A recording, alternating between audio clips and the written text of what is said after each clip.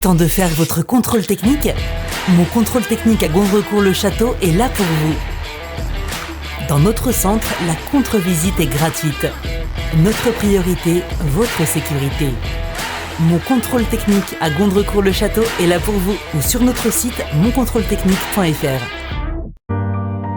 Ce soir, Puissance Télévision vous emmène au cœur de l'un des événements les plus importants de cette année à Saint-Dizier, la Bragardoche.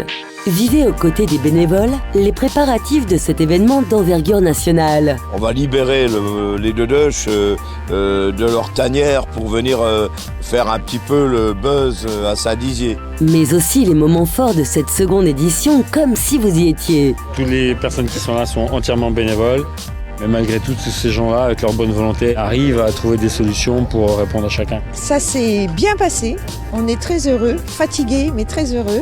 Plongez au cœur de Bragardoche ce soir, en première diffusion à 20h sur Puissance Télévision.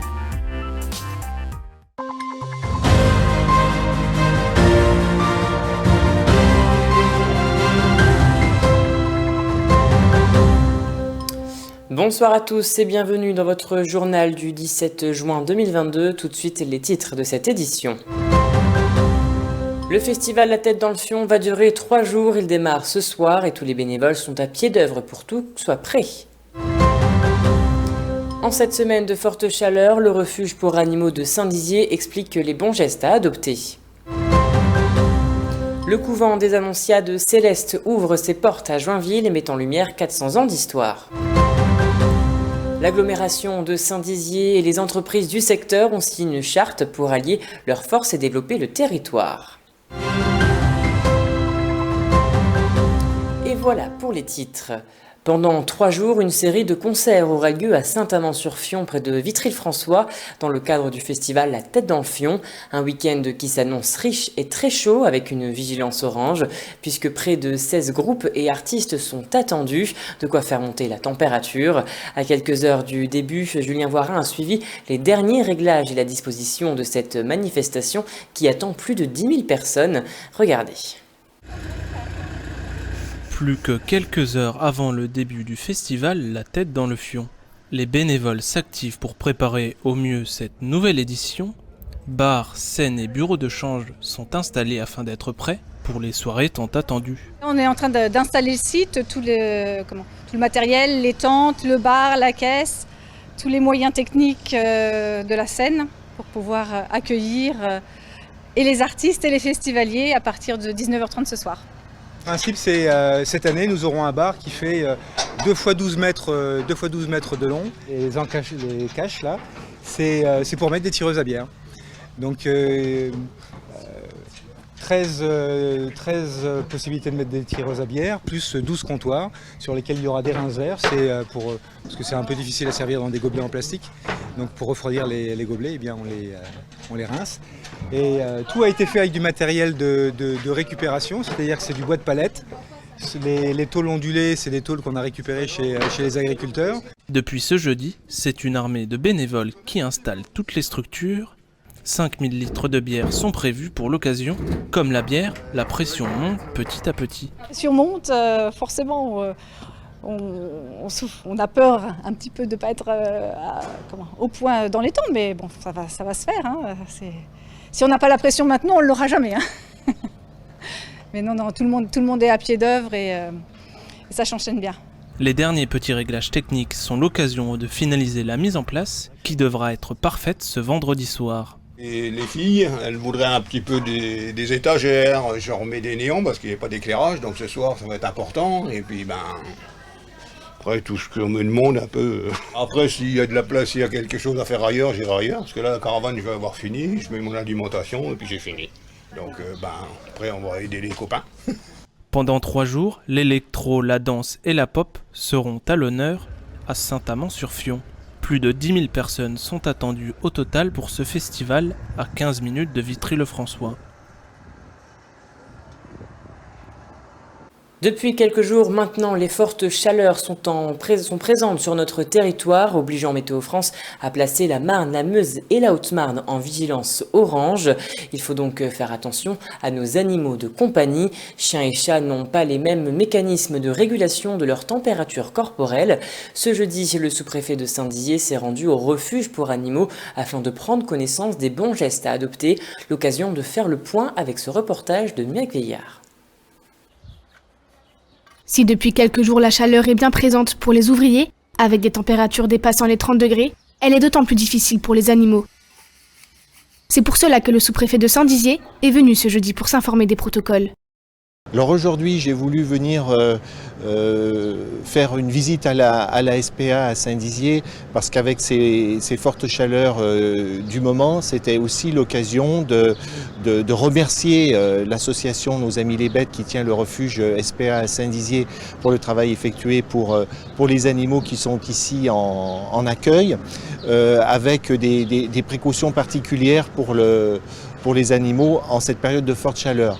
Donc c'est à la fois une visite, je dirais, de sollicitude et de remerciement, mais aussi de pouvoir discuter avec l'association sur les mesures à prendre et les précautions. Des conseils importants qui, malgré une insistance de la part des bénévoles, voient chaque année des négligences. Sandrine Chauvelot, présidente du refuge, revient sur les bons gestes, mais également sur d'autres problématiques. Donc on lui a bien expliqué qu'il fallait surtout que les animaux soient privilégiés en ce moment, qu'ils ne fassent pas de sorties en pleine journée, qu'il faut privilégier les sorties le matin de bonne heure à la fraîche ou le soir assez tard pour que les températures soient un peu moins hautes, parce que l'animal ne supporte pas forcément les températures aussi élevées. Donc il faut quand même prendre assez de précautions. Surtout ne pas les faire marcher sur le macadam, parce que ça va leur brûler les coussinets. Pas en plein soleil non plus. Essayez de privilégier les sorties dans les bois quand vous avez la possibilité d'avoir des forêts pas loin de chez vous. Donc là, on arrive dans la période la plus critique. Donc les gens vont partir en vacances, ils vont vouloir un peu s'évader, mais pas forcément emmener l'animal avec eux. Donc je pense que ça va être la facilité d'abandonner les animaux. Associations, pensions ou encore refuges, ils sont là pour répondre en cas de doute. Surtout, appliquez bien les bons gestes et hydratez régulièrement votre animal dans la journée. Et passons à présent à notre image du jour. C'est un week-end historique qui s'annonce à Colombey-les-Deux-Églises. Le 18 juin 2022 marquera les 50 ans de l'inauguration de la Croix de Lorraine. La 37e promotion de l'école de gendarmerie de Dijon commémore les 50 ans de cette croix à sa manière, comme vous le voyez sur cette image. Le week-end dernier marquait le retour de l'exposition 4 siècles d'histoire au féminin, les Annonciades célestes à Joinville. Celle-ci a été agrandie pour l'occasion et remise au goût du jour. Une exposition 100% gratuite et qui permet de montrer 400 ans d'histoire durant lesquels les Célestines se sont installées dans la ville. Plongé au cœur de l'histoire avec ce reportage de Julien Voirin. Ce samedi 11 et dimanche 12 juin, un week-end inaugural avait lieu à Joinville. Pour l'occasion, une nouvelle exposition a vu le jour au couvent des Annonciades célestes. Son nom, 4 siècles d'histoire au féminin, les Annonciades célestes à Joinville. Ça permet déjà de se plonger dans cette histoire, enrichie d'objets qui, eux, viennent du couvent même, en grande partie, que ce soit des pressoirs à hosties, des machines à coudre, des photographies. On n'a pas des photos qui évoquent la vie d'un couvent, on a là les photographies des sœurs de Joinville, donc ça c'est vraiment très très touchant, puisqu'on a tout ce volet humain. Et puis des prêts, des tableaux, des objets peut-être un peu plus sophistiqués, qui eux nous sont prêtés par le diocèse et qui sont donc normalement en dépôt à Langres, et qui seront visibles là pour enrichir et bien compléter l'exposition. Une maquette de cellules par exemple, quelques curiosités comme ça, et puis des choses effectivement plus classiques comme tableaux, chasubles ou autres. Ce temps fort est important pour faire connaître l'histoire et le patrimoine du couvent. Important pour nous de marquer le coup, si je puis dire, pour toute cette saison et lancer cette exposition un petit peu dans la joie, dans la musique et dans la convivialité. Les sœurs, les Célestines, ou aussi appelées Annonciades célestes, fondées en 1604, sont des ordres religieux féminins qui ont reçu l'approbation du Saint-Siège. Mettre en avant cette communauté était donc l'objectif. Cette communauté a vécu pendant 400 ans du côté de la ville haut-marnaise. Cette exposition a été remise au goût du jour pour être adaptée à l'époque et montrer pleinement l'histoire du lieu et des Célestines à Joinville. Dans une version renouvelée, parce qu'elle a existé l'année dernière, on l'a renouvelée cette année avec plusieurs objets qui nous sont prêtés par le diocèse de Langres pour justement un petit peu rappeler le souvenir et la mémoire des annonciades de Joinville. Replongé dans 400 ans d'histoire à la découverte des annonciades célestes, des animations seront également prévues pour les Journées du patrimoine les 17 et 18 septembre prochains. Une charte d'engagement territorial a été signée ce mercredi au sein de l'hôtel de ville de Saint-Dizier. Son but est de développer le territoire de l'agglomération. Pour cela, les entreprises locales se sont engagées pour ce territoire. En tout, une trentaine d'entreprises étaient présentes pour signer cette charte avec l'agglomération.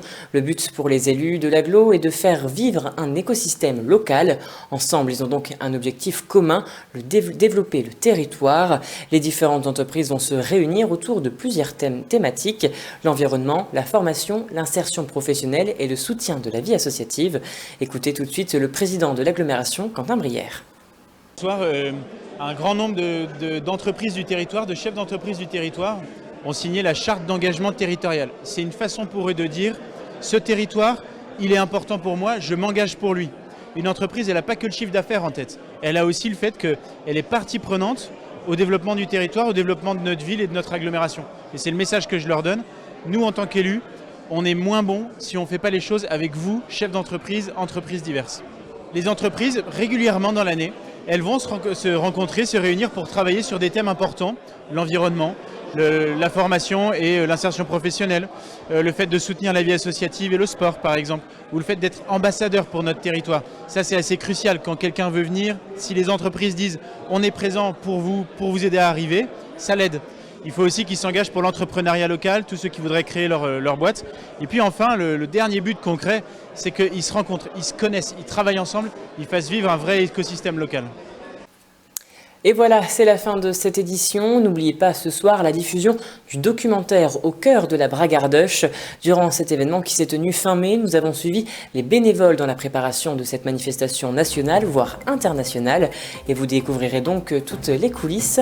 Mais avant cela, les prévisions météo de demain, présentées par Meg Gaillard, avec une vigilance orange canicule sur les départements de la Meuse, Marne et Haute-Marne. Pensez donc bien à vous hydrater. En attendant, je vous souhaite une très belle soirée à vous. Toute l'actualité qui vous concerne, à voir et à revoir dès maintenant sur puissancetélévision.fr et sur notre application mobile.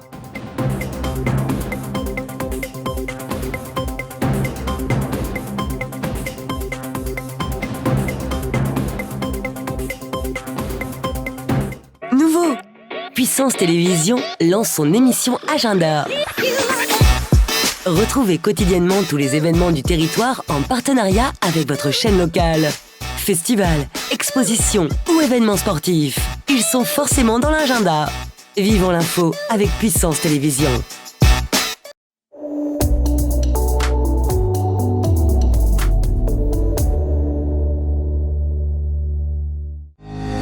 Bonsoir à tous, vos prévisions pour demain seront très chaudes en température, comptez 17 degrés de minimale à Metz. Pour les maximales, elles seront de 43 degrés à Bordeaux. Pour nos départements, nous rentrons en vigilance orange. Les minimales seront de 16 degrés à Vitry-le-François. Pour l'après-midi, elles seront de 39 degrés à Vitry-le-François. Samedi 18 juin, nous fêterons les Léonces et le soleil se couchera à 21h57. C'est la fin de ce bulletin météo. Passez une très bonne soirée avec Puissance Télévision.